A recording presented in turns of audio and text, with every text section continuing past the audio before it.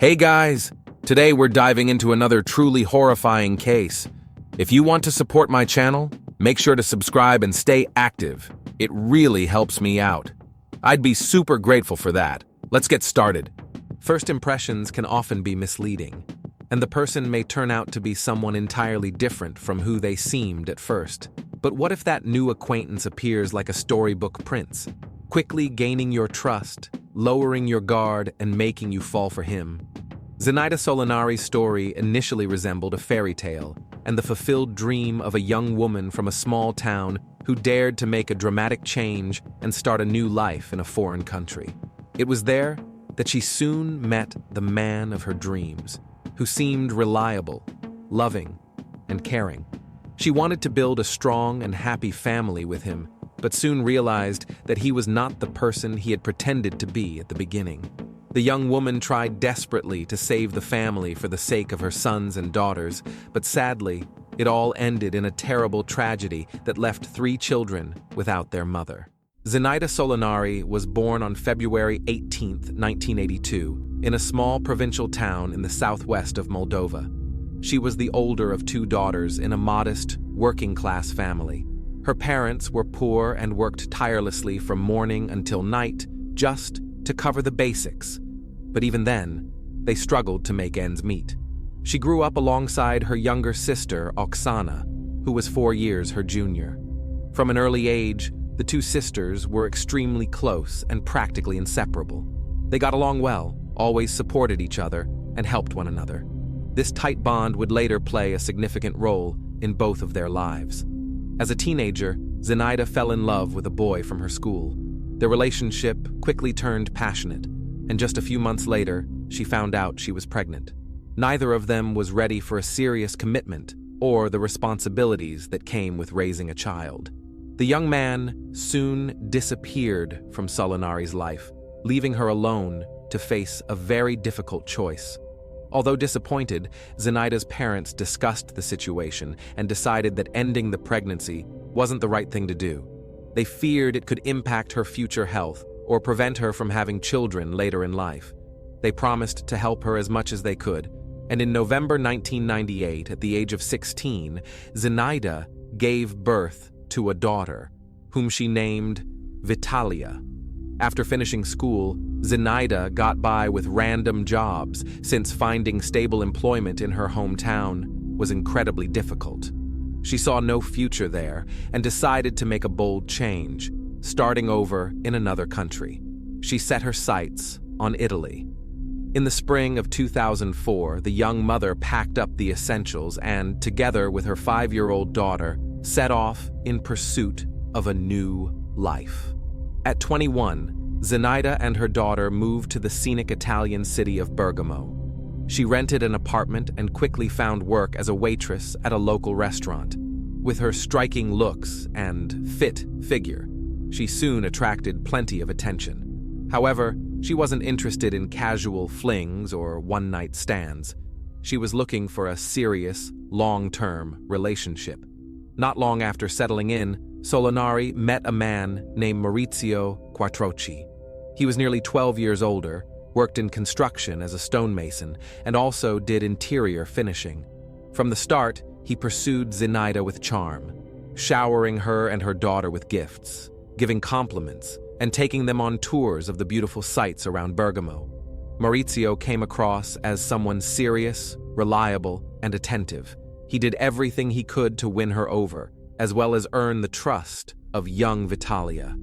Zenaida had never experienced this kind of treatment from a man before, and she quickly fell for him. The age difference didn't bother her. She and Quattrocchi grew close quickly and soon started dating. Their relationship progressed quickly. Maurizio instantly connected with young Vitalia, who grew fond of him and trusted him. He even expressed a willingness to adopt the girl officially if he and Zenaida became a couple and got married. His thoughtful attention, care toward the 5-year-old, and the sense of security he offered won Zenaida over. So when, just 6 months after they met, he proposed, she said yes. It's important to note that the 33-year-old man had a troubled past. He had come to the attention of local authorities multiple times for issues related to fraud, dealing in stolen goods, and repeated incidents of driving under the influence. He had also been accused of physically mistreating a former partner. Naturally, Maurizio kept this history to himself, and Zenaida only learned about his criminal record after the wedding. But she chalked it up to youthful mistakes and assumed it was all behind him. She believed he had changed and convinced herself it wouldn't happen again. Even his occasional bursts of anger didn't seem to raise serious red flags for her.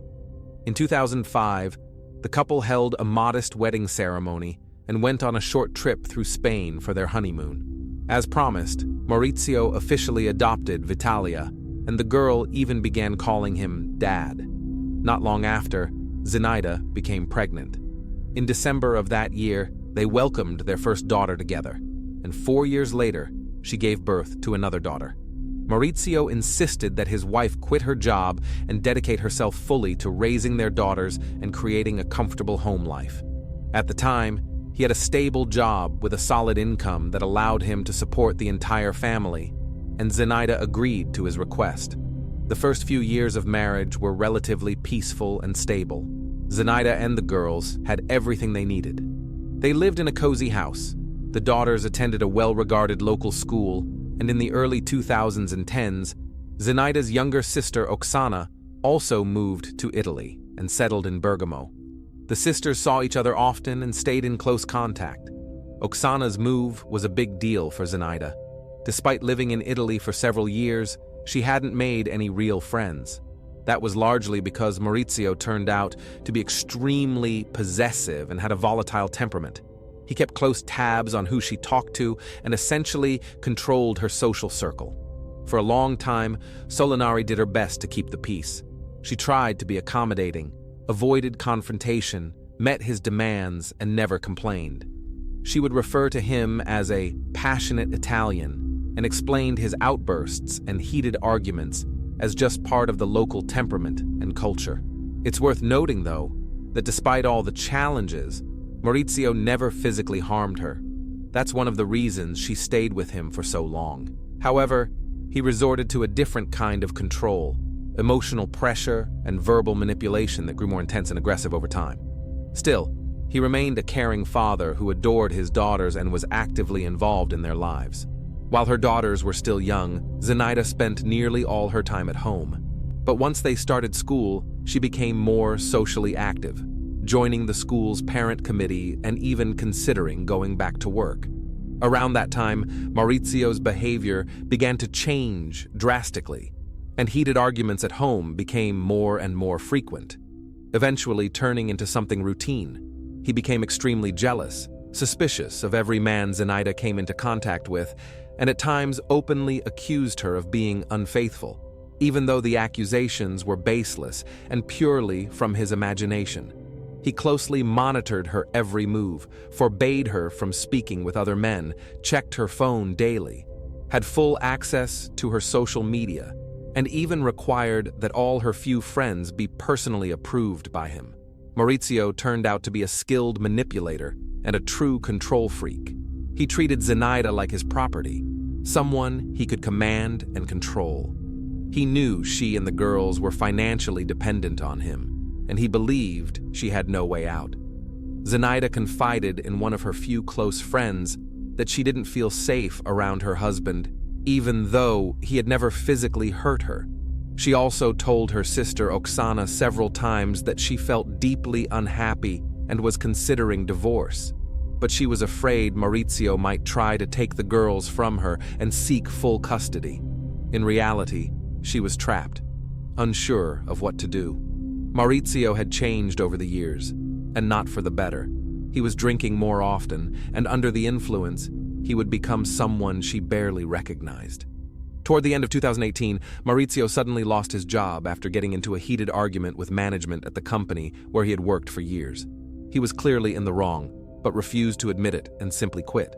He later took a job at a small local pizzeria, but didn't last long there either, as he kept provoking conflicts. The family lost its main source of income and had to start cutting back on everything. But instead of trying to solve the problem, Maurizio only made it worse. He survived on odd jobs while spending the rest of his time drinking heavily and lashing out at his wife. Realizing she had to do something to at least meet her daughter's basic needs, Zenaida got a job as a waitress at one of the best restaurants in town in early 2019. She hoped to help support the family and keep them afloat until things improved. But things took an unexpected turn. Shortly after she started working, Maurizio, already pathologically jealous, began losing control. He felt Zenaida was slipping out of his grip, that he could no longer track who she talked to or where she went. He launched into daily rants and interrogations, accused her of imaginary affairs, and demanded that she quit immediately. But Zenaida knew the family's financial well-being now rested on her shoulders. At the restaurant, she earned a decent salary, and, with tips included, she was making more than Maurizio had during his best years. This wounded his pride deeply. He grew openly resentful, constantly trying to belittle, insult, or undermine her. He had given up entirely on finding steady work and was now drinking more often and in larger quantities. Maurizio constantly called his wife, and if she didn't answer right away, he would start a fight. He demanded that Zenaida turn on video calls to show him where she was and who she was with. Naturally, the restaurant management wasn't thrilled about a new employee being frequently distracted by her phone. She was reprimanded and warned that she could lose her job. To avoid further problems at work, Solinari began turning off her phone during shifts, hoping that her husband would eventually calm down and accept the fact that she was now the family's main provider. Without this job, there would be no way for her and the girls to cover even basic living expenses. But when Maurizio couldn't reach her, he would become furious. Within a couple of weeks, he started showing up at her workplace, causing scenes. Her colleague Lydia, with whom Zenaida had quickly become close, later recalled how Maurizio would yell and humiliate her in front of others. Lydia tried to calm him down and lead him away to talk in private, but that didn't always work. Zenaida would hunch her shoulders and look like she was on the verge of tears. It was clear she was afraid of him and had no idea what to expect next. After a few months at the restaurant, Zenaida lost noticeable weight. She was always polite and kind to the guests, but would flinch at loud noises and constantly glance around nervously, as if expecting her husband to appear out of nowhere. She seemed to be under intense stress and barely holding herself together. As the emotional pressure escalated, it eventually crossed a line. Since the restaurant work was shift-based, Zenaida also took a second job as a housekeeper at a local hotel to increase her income. On top of that, with her striking appearance, she was offered a solid modeling contract for several photo shoots. Things were finally looking up. She was working hard and earning well, but this only made Maurizio more resentful. He was now drinking almost every day, constantly starting arguments, and no longer held back in his words. Their home life turned into a non-stop nightmare that kept getting worse. Then, in late July 2019, he crossed a line and physically assaulted his wife for the first time. That moment marked a turning point, one he would not come back from. He no longer even tried to control himself. Now, physical aggression became routine in the home that once seemed peaceful. Maurizio frequently pushed Zenaida, grabbed her by the arms or hair, or slapped her. The bruises and marks usually appeared on parts of her body that could be hidden under clothing, so no one on the outside noticed anything. A few weeks later, Zenaida found a rare moment when her husband was sober and tried to have a serious conversation. She told him she wanted a divorce. Maurizio exploded. He became threatening, telling her he would never let her go and that he would rather commit a serious crime than lose her. He threatened to harm her and then harm himself if she ever left him. The argument ended in another act of aggression. This time, Zenaida was scared enough to contact the police, fearing for her life and the safety of her daughters. When the officers arrived, they encouraged her to press charges, but she refused, not wanting to escalate the situation further. All she asked for was help leaving the house safely with her daughters, because she could no longer live under the same roof with a man who had turned into a tyrant. Zenaida and her 3 daughters went to stay at Oksana's home, as they had nowhere else to go. Her sister took them in without hesitation and told them they could stay as long as they needed. That day, Zenaida finally confided in her relative, admitting for the first time that she feared for her life and the safety of her daughters. She told Oksana about Maurizio's threats, how he had said he would harm her and then himself. Interestingly, Oksana was married to one of Maurizio's cousins, but she had been much more fortunate in her relationship. Her husband was calm, kind, and completely disapproved of his relative's behavior. Both he and Oksana urged Zenaida to go to the authorities, to file a report and speak out about the threats and mistreatment, but Zenaida still refused. The next day, Oksana's husband went with Zenaida back to her house to help her pack up and move out, and to be there in case Maurizio caused another scene. As expected, he was furious. He demanded that his wife come back and refused to let her leave. At that point, the relative threatened to call the police himself if Maurizio tried to stop her or use any kind of force. That warning seemed to work. Maurizio backed down and watched silently as his wife packed her things. But leaving the house didn't end the nightmare. Maurizio quickly figured out where his wife and daughters had moved and started stalking and harassing them. He tried to manipulate the girls emotionally, saying how much he missed them and begging them to return. Toward Zenaida, he remained hostile and threatening. Concerned relatives called the police several times and urged Zenaida again to file a formal complaint, but she continued to decline. On October 5th, around 6 p.m., Maurizio, heavily under the influence, showed up at Oksana's apartment, located in a residential complex on Via Cremona. He demanded to see Zenaida. When he was told she was at work, he insisted on speaking with the daughters. Oksana, who had answered the door, firmly refused to let him in and didn't call the girls, not wanting them to see their father in that condition. She told him to sober up, clean himself up, and only then come back if he truly wanted to talk. Maurizio left, swearing loudly, but didn't stay gone for long.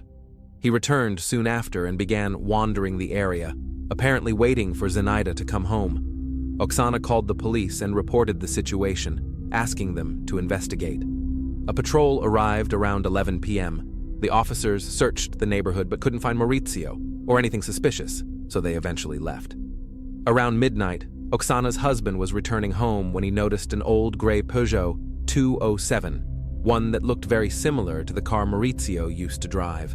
He mentioned it to his wife, and the two of them searched the apartment complex grounds together, but they didn't find the driver.